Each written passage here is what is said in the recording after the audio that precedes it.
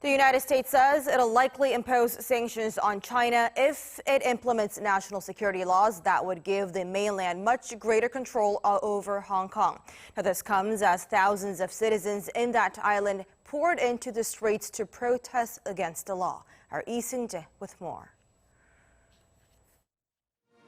White House National Security Advisor Robert O'Brien on Sunday announced the U.S. will likely impose sanctions on China if Beijing implements its new national security laws on Hong Kong to strengthen its grip on the city.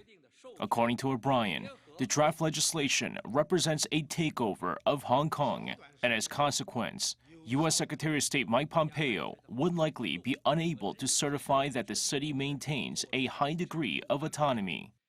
And I don't think it's going to be, under the current circumstances, especially if the law is passed, it's hard to see how Secretary Pompeo could make that certification. If he fails to make that certification, there are consequences that come with it, sanctions and others.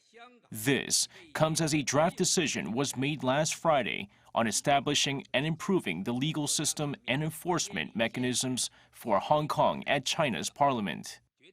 A document which explains the decision says the one country, two systems principle achieved unprecedented success in Hong Kong, but the increasingly notable national security risks in the city have become a prominent problem.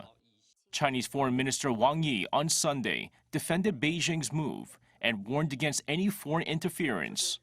Wang insists Hong Kong affairs are an internal matter for China and no external interference will be tolerated. Despite the COVID-19 pandemic, thousands of citizens in Hong Kong took to the streets on Sunday to protest China's power grab. Protesters crowded around Causeway Bay, Hong Kong's shopping district, ignoring police warnings about social distancing regulations, leading to at least 180 arrests.